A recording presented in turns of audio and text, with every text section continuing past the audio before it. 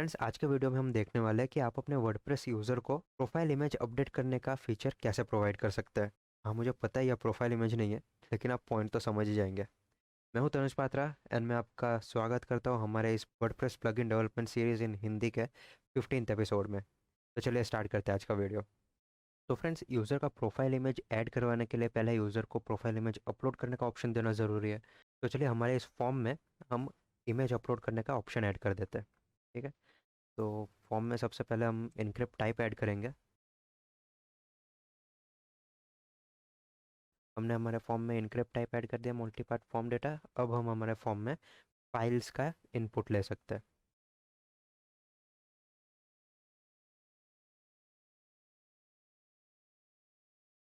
ये हमारे फाइल का इनपुट बन गया। देख लेते हैं एक बार। ठीक है। यहाँ पे इमेज अपलोड करने का बटन आ गया। चलिए, अब हमें ये जो फाइल अपलोड होगा उसे पीएचपी में हैंडल कराना है। तो कैसे हमें करना है? हमें यहाँ पे जो फाइल मिलेगा उसे हमारे सर्वर पे एक लोकेशन पे सेव करना है, और उसका जो पाथ है उसे हमारे डेटाबेस में यूज़र के साथ एसोसिएट करके सेव करना है। पहले देख लेते हैं फाइल कैसे आ रहा है। मैं एक वेरिएबल लूँगा फाइल नाम का, और हमारा फाइल जो है वो डॉलर अंडरस्कोर फाइल में आता है। ठीक है। तो अंडरस्कोर फाइल्स, हमें कौन सा फाइल चाहिए? तो हमारा जो इनपुट फील्ड है उसका जो नेम एट्रीब्यूट हमने सेट किया वो हम कॉपी करेंगे और यहाँ पे पास कर देंगे। ठीक है? ये हमारे पास फाइल आ गई हमारी। एक बार इसको एक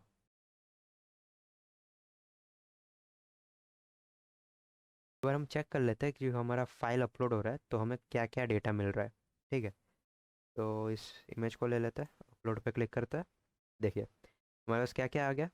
हमारे पास नेम आ गया, इमेज का नाम क्या रखा है, टाइप आ गया, इमेज कौन से टाइप का है, और टेम्प नेम आ गया। अभी जो इमेज अपलोड हुआ है वो हमारे सर्वर पे कौन से बफर स्टोरेज में पड़ा है, का एरर आ गया, और उसका साइज़ कितना है वो हमें मिल गया यहाँ पे बाइट्स में। चलेगा, हमें ये डेटा तो मिल गया। अब हमें क्या करना है, वो जो डेटा हमें मिल रहा है उस डेटा को हमारे सर्वर में किसी स्टोरेज में सेव करना है, किसी फोल्डर में सेव करना है, क्योंकि अभी जो ये पाथ है ये टेम्पररी बफर पाथ है। जैसे ही हमारा सर्वर रिफ्रेश होगा तो ये इमेज यहाँ से निकल जाएगा। तो हमें क्या करना है, इस इमेज को यहाँ से निकाल के हमारे सर्वर पे कोई परमानेंट पाथ में उसे स्टोर करना है। तो वो कैसे करेंगे?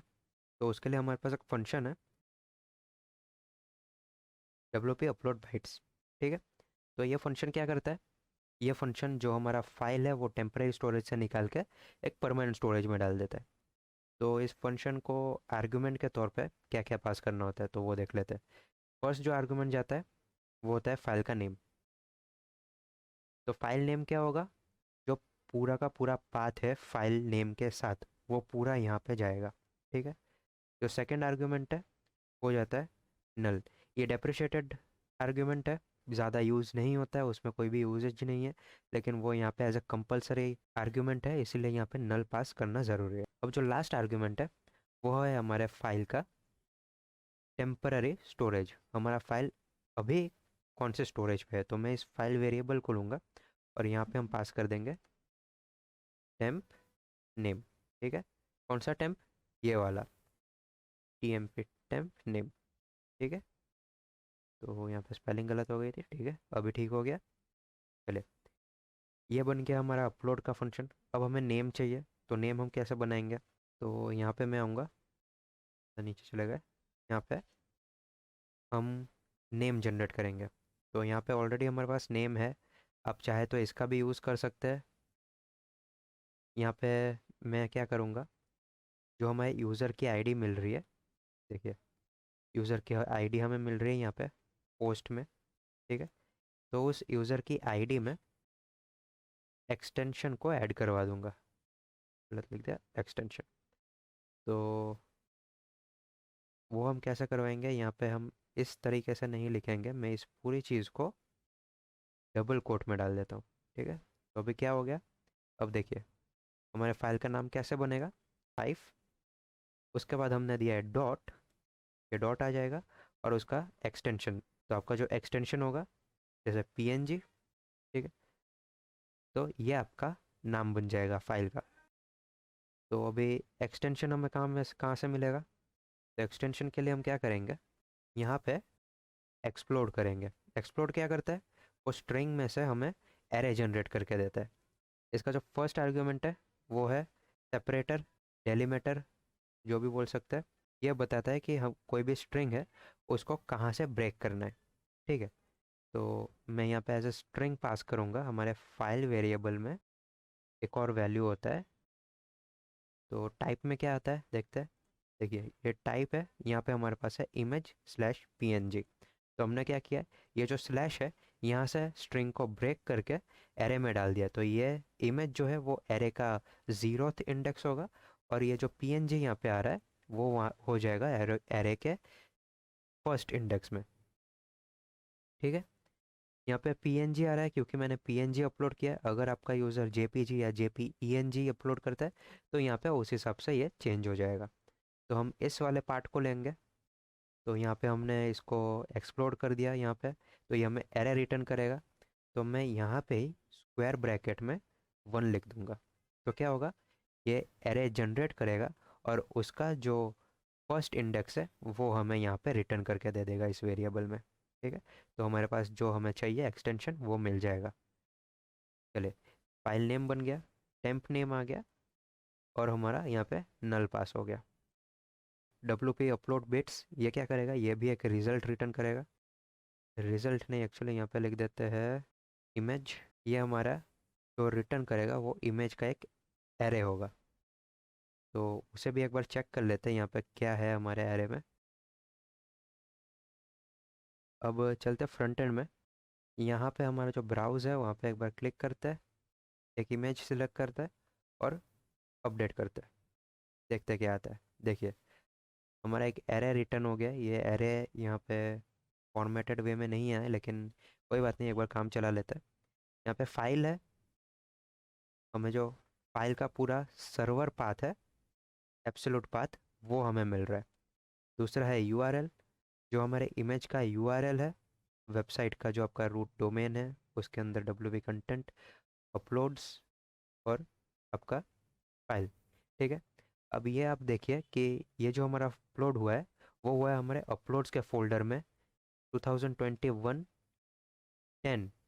ठीक है, तो ये क्या है, 2021 ईयर चल रहा है अभी, और ये अभी अक्टूबर चल रहा है, इसीलिए 10th जो फोल्डर बना है उसके अंदर उसने हमारे इमेज को सेव किया, और हमारा इमेज का नाम बना है 11.png। 11 हमारे यूज़र की आईडी है और .png हमारा एक्सटेंशन है। ठीक है, चलिए, तो हमें एक्चुअली इन दोनों चीज़ों की ज़रूरत पड़ने वाली है। हमें यूआरएल की ज़रूरत पड़ेगी हमारे इमेज को शो कराने के लिए। हम उस इस यूआरएल को हमारे इमेज टैग के सोर्स में पास करेंगे, और ये जो पाथ है फाइल पाथ सर्वर का, इसको हम यूज़ करेंगे फाइल को डिलीट करने के लिए। तो दिखाता हूँ मैं आपको क्या बात कर रहा हूँ मैं यहाँ पे। ये सब ये हमारा हो गया फाइल अपलोड। ठीक है, अब इस फाइल को सेव करना है हमारे यूज़र के साथ, क्योंकि अभी पता कैसे चलेगा कि ये फाइल जो है हमारा, ये जो पर्टिकुलर यूज़र है उसका आईडी है।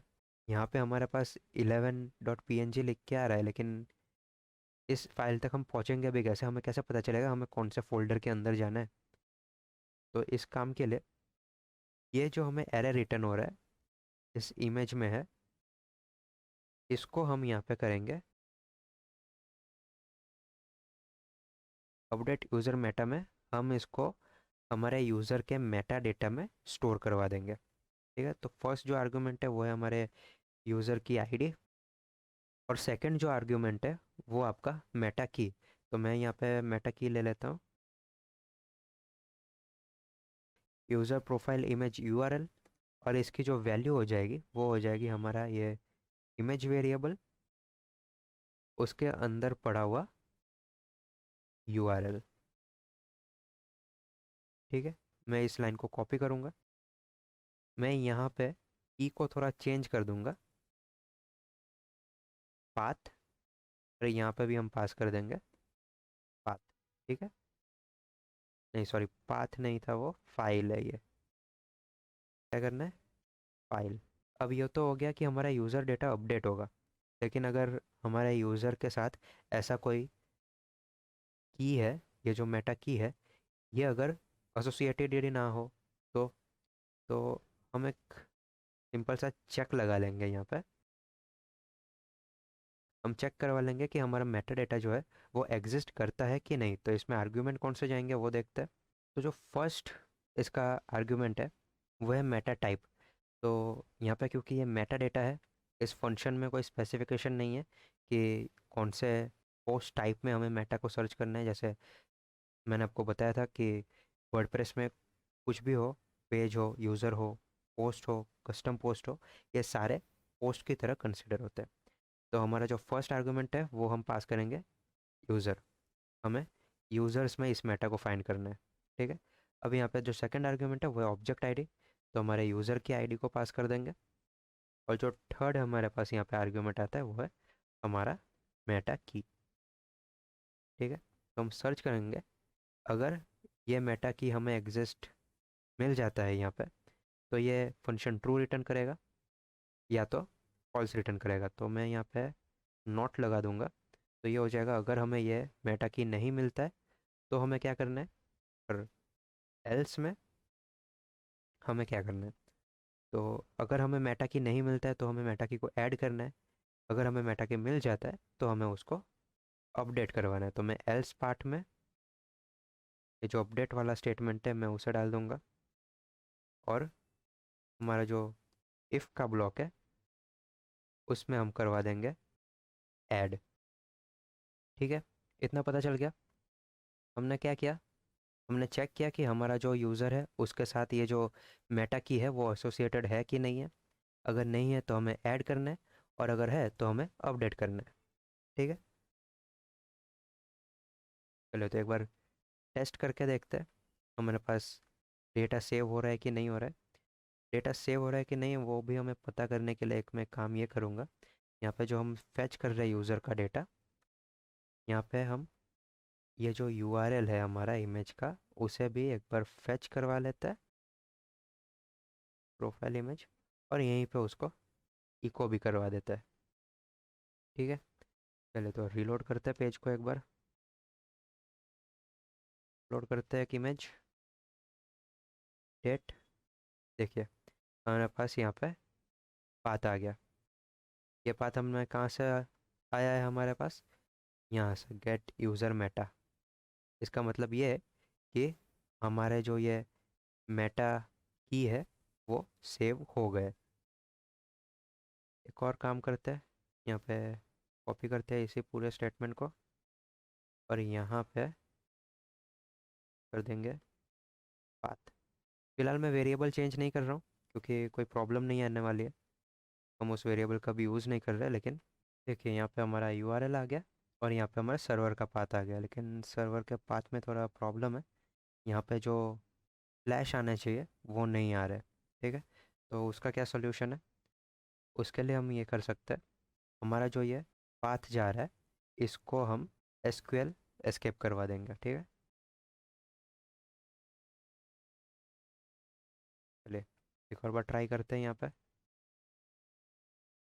नया फाइल लेंगे, डेट। देखिए यहाँ पे हमारा जो सर्वर पाथ है अब वो भी सही से आ गया है यहाँ पे। ठीक है। चलिए अब ये आ गया, हमारा यूज़र का डेटा हमें मिल गया यहाँ पे।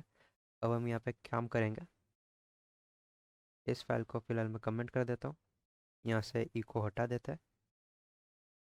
अब यहाँ पे H1 के ऊपर जहाँ पे हमने यूज़र का नाम प्रिंट करवाया वहाँ पे मैं कंडीशन ऐड करूँगा।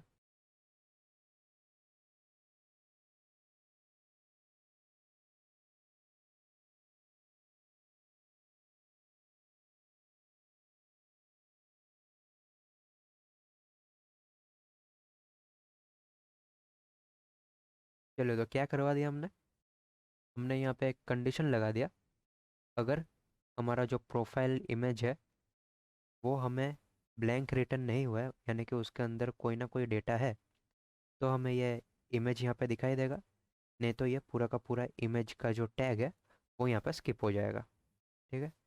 तो एक बार टेस्ट करते हैं इसको, रिफ्रेश करते हैं। तो यहाँ पे एरर आ रहा है। इमेज नहीं आ रहा है यहाँ पे, क्या हो रहा है?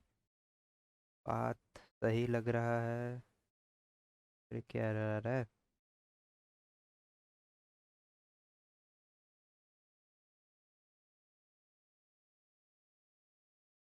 अपडेट करवाया यूज़र को, एस्केप करवा के फाइल पास किया।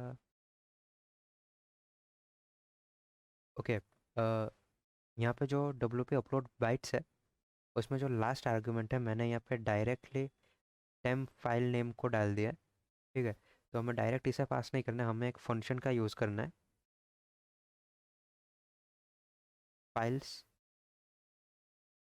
Sorry, file get contents. ठीक है, हमें इस फाइल में से कंटेंट निकाल के, इसका जो डेटा है वो निकाल के हमें यहाँ पे इसमें पास करना है। ठीक है, तो अब काम करना चाहिए, सेव करते हैं। चलिए, एक नया इमेज सेलेक्ट करते हैं। ठीक है, अपडेट देखते हैं, देखिए हमारा फाइल जो है वो यहाँ पे दिख गया। तो क्या कर सकते हो, अब यहाँ पे एक बार मैं ये कर देता हूँ कि ये जो इमेज है इसमें मैं हाइट विथ सेट करवा देता हूँ।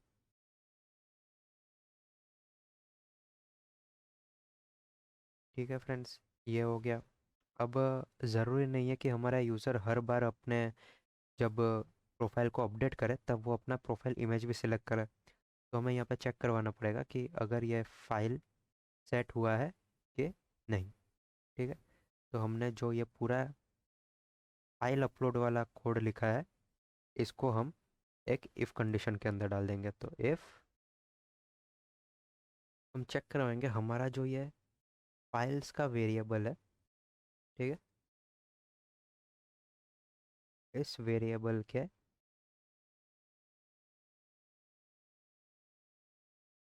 एरर इंडेक्स में जो डेटा है is not equal to zero. एक बार देख लेते हैं क्या हो रहा है। If file error is not equal to zero, ठीक है, अगर हमारे फाइल में कोई एरर है, जो उसका एरर वेरिएबल है, अगर वो ज़ीरो नहीं है, मतलब उसमें कोई एरर है, तो वो फाइल को नहीं करना चाहिए। यानी कि अगर वो ज़ीरो है तो हमें हमारे फाइल को अपलोड करने का जो प्रोसीजर है वो परफॉर्म करना है। ठीक है, तो मैं ये पूरा कोड लूँगा, यहाँ से कट करेंगे और यहाँ पे पेस्ट कर देंगे। ठीक है, चलो एक बार रिलोड करके देखते हैं। यहाँ पे रिलोड, अपडेट पे क्लिक करता हूँ, मैंने फ़ाइल कोई सिलेक्ट नहीं किया, अपडेट करते हैं। चलिए, ये चल गया, ये चेंज नहीं हुआ। एक बार हम सरनेम चेंज करके देखते हैं। ठीक है, डेटा चेंज हो रहा है, प्रोफाइल में चेंज नहीं हुआ, बिल्कुल सही। चलिए, तो फ्रेंड्स, ये था अपने वर्डप्रेस यूज़र को आप प्रोफाइल इमेज अपलोड करने का फीचर कैसे प्रोवाइड कर सकते हैं। फ्रेंड्स, आपको ये वीडियो कैसा लगा प्लीज़ मुझे नीचे कमेंट बॉक्स में ज़रूर बताइए। अगर आपको कोई डाउट हो तो भी आप मुझे नीचे कमेंट बॉक्स में पूछ सकते हैं, मैं ट्राई करूँगा कि आपके सारे डाउट्स का, आपके सारे सवालों का आंसर आपको दे सकूँ। ठीक है फ्रेंड्स, मिलते हैं अपने नेक्स्ट वीडियो में, तब तक के लिए take care and good bye.